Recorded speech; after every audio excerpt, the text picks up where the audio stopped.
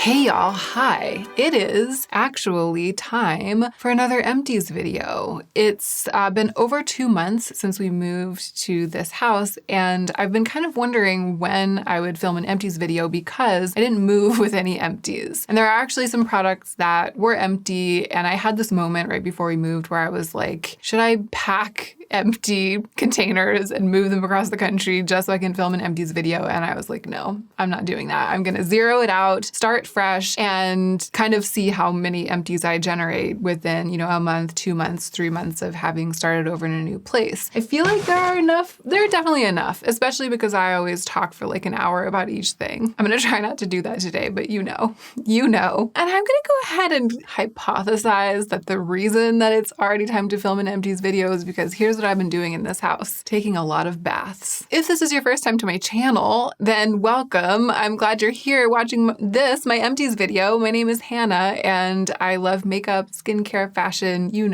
style. I do review products on my channel. This is like a review-heavy video because I'm talking about all of the products that I've used up and giving you reviews from that position. But I don't want to be a YouTube channel that promotes overconsumption, and I don't want to spend too much of my money on beauty products either. So I'm always trying to stay grounded. And if you enjoy this, and if all of that sounds like it might be up your alley, then I hope you'll subscribe. Now, let's go ahead and get into the meat of the video.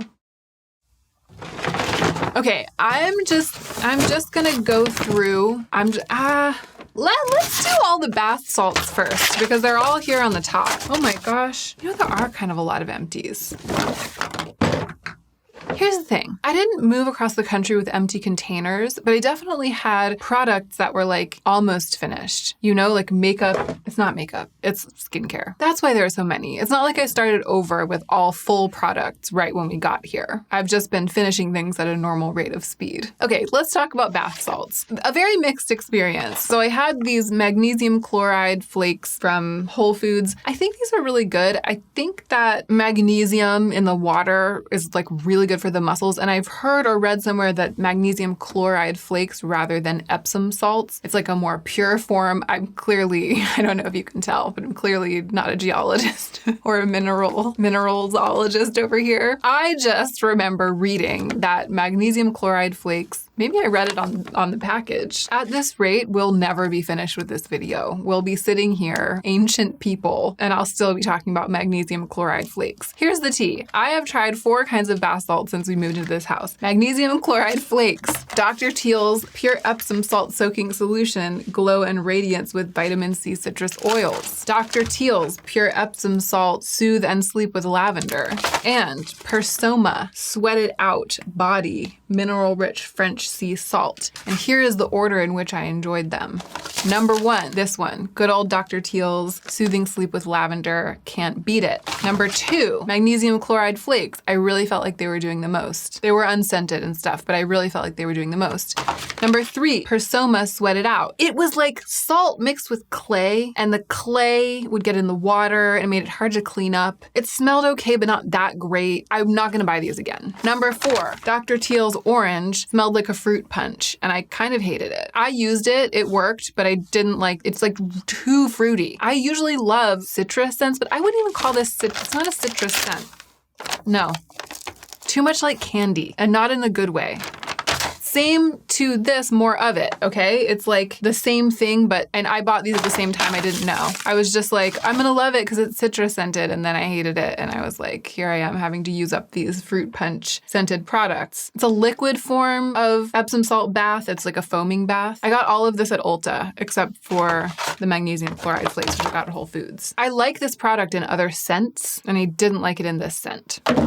All right, moving right along. Let's besmirch Tatcha. I got these Tatcha products as the Sephora birthday gift. It's a mini of the purple rice dewy skin cream and a mini of the retexturing. I was gonna say gently exfoliating, but here's the thing. It claims to be that. It's like the soft cream cleanser, and it has these little textured beads in it, and when you're washing your face, it feels like it's doing some exfoliation ever so gently. And then after you wash your face feels smooth. I feel like it just feels that way because it's like leaving something behind, like a wax or something.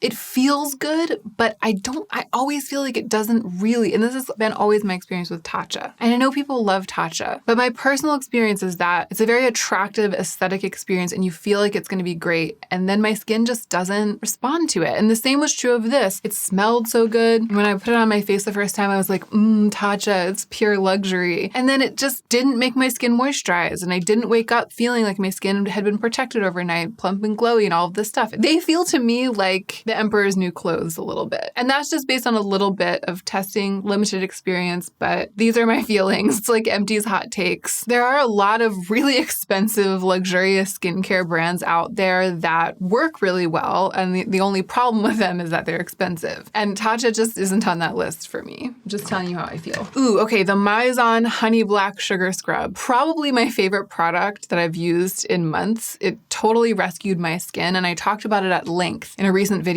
about how I saved my skin from being incredibly dry and flaking and cracked about a month after we moved here. So I'm actually not going to talk about it here, except for to say that it's incredible and it's really good for the price. If you happen to be actively in the market and looking for something like this, like a retexturizer that's really gentle, that's moisturizing, that's a scrubby thing, but that's not going to hurt your skin, that's not too expensive, I present to you this one from Mizon. But you know, if you have stuff that does what this does, use that stuff up first. Same with the Glossier Moon Mask. Talked about it at length. It's just a basic cream mask. I find it very effective. Everything that I just said about the Mizon one applies to this one. I think it's a good option, but don't worry about it if you don't need something like this. Oh, this is really interesting. This I bought myself to try. It's like a wildly expensive moisturizer called One Skin. I got Instagram ad targeted. It's supposed to have some kind of resilience building futuristic ingredient formulated to improve skin resilience and strengthen the epidermal barrier for long-lasting effects. And when I clicked through,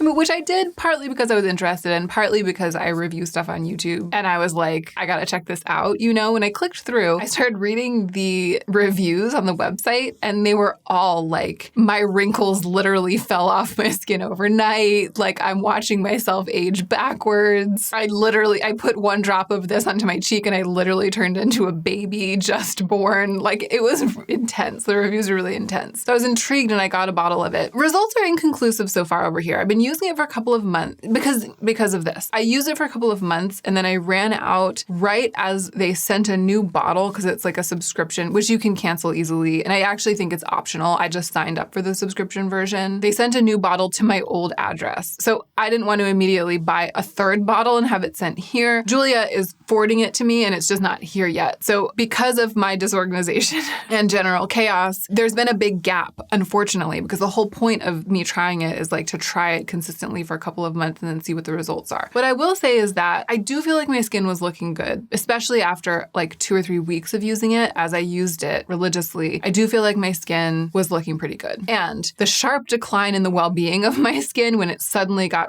really bad, like really, really dry and flaky and uncomfortable, it was due to a number of factors, and I enumerated them in that other video. But when I talked about having run out of my steady skincare and having sort of had my skincare routine interrupted, one of the main things that happened was that I ran out of this. I used the last of it within like a week of when we got here, and then I ran out, stopped using it, and pretty shortly after that, my skin was really dry and struggling. It actually wasn't even shortly after that. It was like a couple of weeks after that, my skin took a dive. So I don't know how related it was. Again, there were a lot of factors, but I feel like it was doing something. Maybe I just want to believe it was doing something. I don't know. And I feel like what I need to do is to get back on the horse, keep using it for another couple of months, and then report back to you. So the jury's still out on One Skin, but so far, I'm actually optimistic.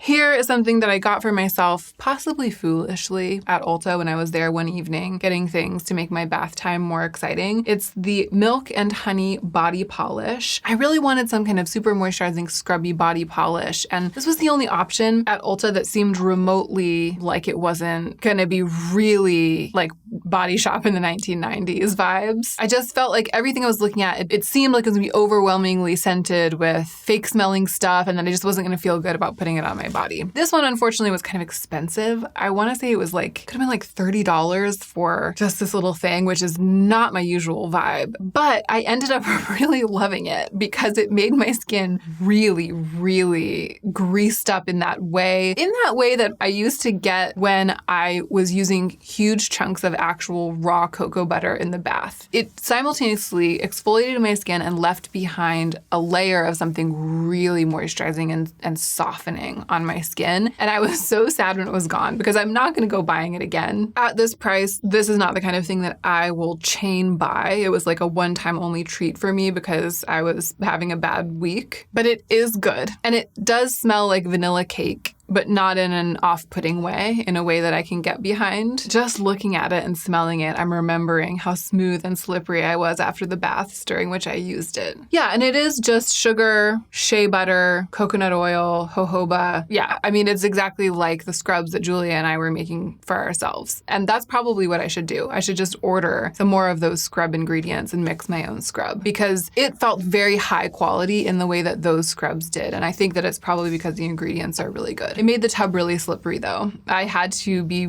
assiduous about going back and scrubbing it out after my baths when I used this in the bath so that Joe wouldn't hop into the shower in the morning and have his feet slide out from under him. I got this 3-pack of travel sizes of the Elemis Pro Collagen Cleansing Balm in 3 different scents a long time ago. I think I got them when they were on sale around the holidays. And I've gone through, I think, all of them at this point. This was the neroli one and the rose one. And I didn't like either of these as much as I like the original, just the plain scent. This is a beautiful product, but it's a little bit high in price. It's very luxurious. And again, I usually don't splash out on skincare unless I feel like it's something that has really powerful ingredients like this, you know? Things that perform a physical function, like just washing off of the face, I tend to try to find the most budget option. But this, they sent me a full size of one, I think twice, and I loved it so much that when I saw this set on sale, I decided to buy it for myself. And it's been great. They've lasted, the 3 of them have lasted a really, really long time, and it's just been the cleansing balm that I've been using for a really long time. But I wouldn't go back and buy that set again because the rose one and the neroli one,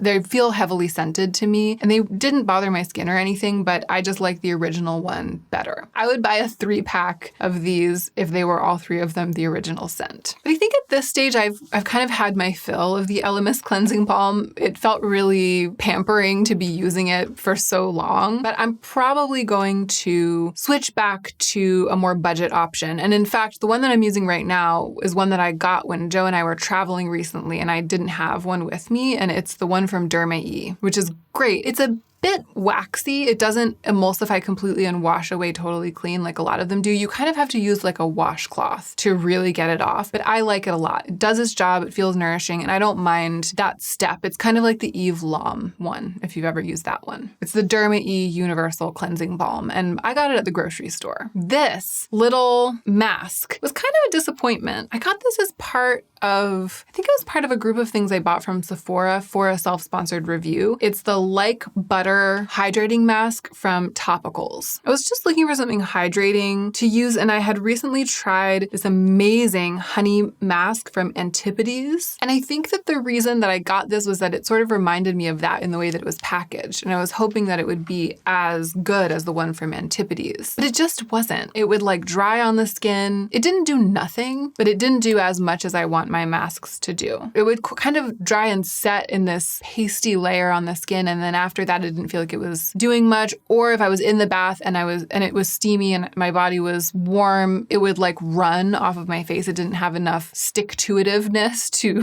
like stay on my face. I definitely wouldn't buy this again. A couple of sheet masks that I talked about in that video about how I rescued my skin. These are just the Tony Moly ones. I got them at Ulta. They're fine, but I feel like in most cases, any sheet mask is as good as another, and I definitely feel that way about these. However, this is a really great one. I did go to Sephora one time within the past couple of months. Specifically, Joe and I were doing something and we passed a Sephora on the street and I was like, let's go in because I need something. I think it's here. No, I took it back upstairs. The Ren Evercalm Overnight Balm, which has become a staple skincare product for me. I think the first jar that I had was PR and I liked it so much that I decided to repurchase it. It's really become a staple for me. I like the whole Ren Evercalm line. In fact, I was so impressed by the balm that I purchased the Redness Relief Serum, and it's also one of my empties. I'll talk about it in a second. While we were in that Sephora, I was like, I'm gonna get a really nice sheet mask and just treat myself. I feel like this Empties is reminding me of all the times I've treated myself, but it hasn't been that bad. It's like bath salts, the scrub, that was a big splash out for me. And this too, I mean, it's $9. That seems like so expensive for a sheet mask. I recently purchased a tube of the First Aid Beauty Ultra Repair Cream. That's like $10. That has been one of the hero products in rescuing my skin from being super dry. And this is like the same price as that, but you just use it one time. I'm just not into that as like a long-term part of your skincare plan, you know? But I used to love this mask back when I was foolishly buying sheet masks constantly and I wasn't really thinking about things in terms of price per use. And I just thought, oh, you have to have sheet masks, you have to use them all the time. This was one of my favorite ones. It's the Ceramidin mask from Dr. Jart. I like it because it has a thick, milky essence in it and it just feels like the best. It's basically like my favorite sheet mask, except for the gel ones. As far as cotton sheet masks go, it's the best one. I can't say I totally regret it. I did love using it and I kept it on for hours and it definitely made my skin really happy. It's just when I really think about it, having paid $9 for that experience, it's a tough one. It's not really the tea. And those are all my feelings about this sheet mask. All right, let's talk about the Ren Evercalm Redness Relief Serum. It's good, but I feel like I was treating it just as like a moisturizing serum. I didn't notice any dramatic reduction in my redness, either long-term using it or immediately after using it. I just appreciate Ren for the products that they formulate for sensitive skin, and I do think my skin liked it, and I liked the texture of it. There is some in the bottom that I like can't, oh no, it's pumping out. See, we're at this stage where depending on the angle, there's probably like 3 or 4 pumps left in there, but this morning I was pumping and I couldn't get anything out. So it's kind of thick, right? Like for a serum, it's not dripping on my hand. I liked that in the morning. It felt like this sort of step between watery serums and anything much thicker, like a sunscreen. It's really like a lightweight moisturizer, not a serum. And again, I like that. I like layering a lightweight moisturizer and it does layer well. And I always felt like I could put a couple of layers of it onto my skin if I wanted to, easily put it on top of something else or under something else. It's very elegant. I was using it almost every day, but I don't think that I'll buy it again. At least not right now, because it was a little bit expensive, which is something that I feel like I'm still getting used to. Even though it's been 4 years since my no-buy year, I'm still getting used to buying like a nice piece of skincare just for me because I was so shocked by how much I was spending on skincare during my no-buy year. And my reaction to that was to immediately buckle down and switch over entirely to as inexpensive a routine as possible. I understand why I did that. And I think that a lot of those principles are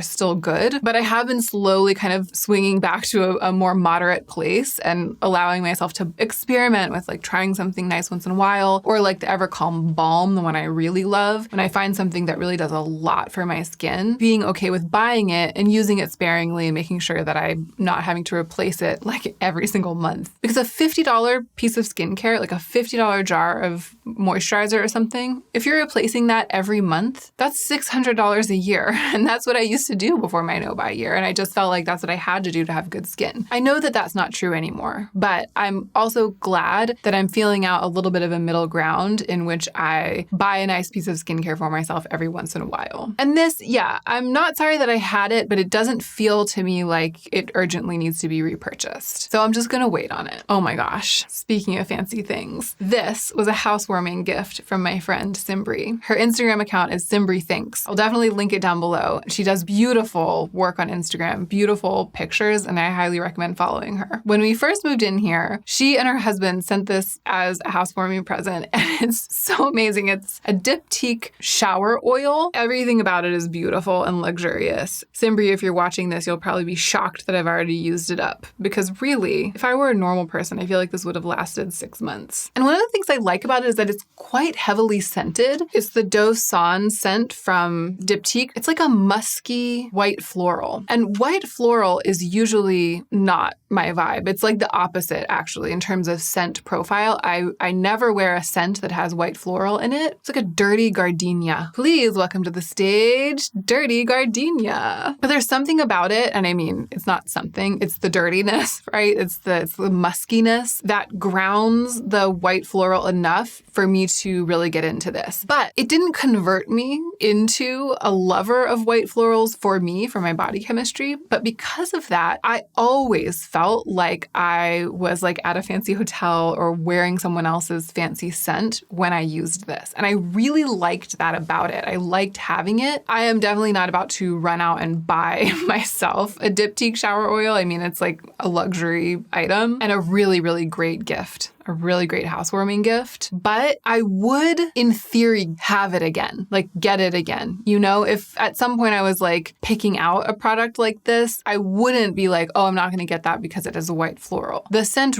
really grew on me. Like it really ended up finding its way into my heart. And yeah, I think that one of the things I really liked about it was that it was off of the beaten path. It was like outside of the box for me, not the kind of thing that I usually wear. I was going to say something about, oh yeah, the scent is really strong. And when I first started using it, I was like, I'm going to make this last forever because I only need one little pump or one little half pump to get the experience. And then I just started using it like a mad woman and used it up in a couple of months. Here's what I'll say about this. If you need to get someone a housewarming gift, this is a really good one. Okay, this is another serum that I used, liked a lot. I felt like it was definitely helping my skin stay hydrated. I don't have any criticisms of it, but I also don't feel compelled to purchase it again. Or to purchase it, because this was actually sent to me for review from Dermalogica. I think it's a new launch, the Circular Hydration Serum. It really matches my nails, doesn't it? My nails finally got long enough, like recovered enough from the move for me to file and paint them for the first time. I mean, it's been months, like months before we moved and months after. And finally, we're back on the horse. And I painted them Cabana Boy. It's one of my favorite static nails colors. So the Dermalogica Circular Hydration Serum. It says, kickstart skin's hydration cycle, a long-lasting serum that immediately floods skin with hydration. The thing that I liked about it was the texture. It had this, I don't know, it was sort of like a perfect viscosity, not too thick. It was definitely thin enough to use a dropper with, and it was in this dropper format, but it wasn't thin and watery either. It really felt like it had some slip and some body, almost felt like it could have been a little silicone-y. I don't know if there are actually silicones in it, but you know that feeling, that sort of particularly smooth, slidey feeling? And I liked that about it. It felt good to put it on. It made me want to use it, and it layered really well, again, under things, over things. I used it up because I was like eager to grab the bottle and slather a couple drops on my face every morning and every night or every time I was putting together a routine. And I do think that it was helping keep my skin hydrated before and during our move. This is another product that I ran out of pretty much right after we got here. A whole bunch of things I ran out of all at once. The Ren balm, which I ran out of that before we left LA. That was one of the things where I used it up and I didn't tote the empty container across the country. But it was definitely serving as like my main skin protector at night. And so running out of all of those things at once and then not really replacing them, that was how I got into that spot of trouble with really dry, flaky skin. So I do think this was contributing to the health of my skin. It just didn't distinguish itself enough to me to make me want to buy it. The last thing that's in here is this little perfume sample from Floriku, which I talked about at length because it was in my travel makeup bag. It was the scent that I was wearing, just this little sample. It was the scent that I was wearing before we moved and while we were moving. And it did do that thing, right? Smelling it now, it has a little bit of like a berry overtone, and underneath that, a really sweet, lovely, you know what it smells like to me? You know when you walk past the Victoria's Secret in the mall and you smell the Victoria's Secret body spray wafting out of the door, and you're like, if only it didn't smell so cheap, it would smell so good. It smells just like that, except that it doesn't smell so cheap. It's like the expensive smelling version of that smell. I feel like that's all I need to say. That's exactly what it is. And I love it. When I smell it now, it reminds me a lot of how it felt to be moving, packing to move and moving. And I like creating like a scent, tying a scent to a memory and sort of making the memory more robust. So I'm glad that I did that with that perfume. And that is it. Those are my very bath heavy empties, a very body care heavy empties, but also with some heavy hitters, right? Some key skincare items. And I did manage to kind of get in, get out. We're under 40 minutes for filming right now. I'm sure this will edit down to something much shorter, but this is for me a very short filming session. So well done. Very pleased. I hope you enjoyed this one. It has been a little bit illuminating for me, thinking about the way that I think about skincare right now and spending on skincare right now. And it's been interesting to see a couple things pop up in here that I was willing to spend my own money on and feeling like that's okay. And sort of feeling the difference between unconsciously deciding to chain purchase something that's really too expensive to be a staple product so that the price adds up to a cost per year that just doesn't make sense for me financially. The difference between that and choosing to treat myself every once in a while on one really nice product. And I'm actually kind of happy to find myself feeling okay about that second thing, the ever-evolving relationship with finances, shopping, and beauty. I'm gonna go. I hope you enjoyed this one. Thank you so much for being here. And don't forget to take extra good care of yourself because that's what'll make you the most effective version of yourself as you do your work in the world.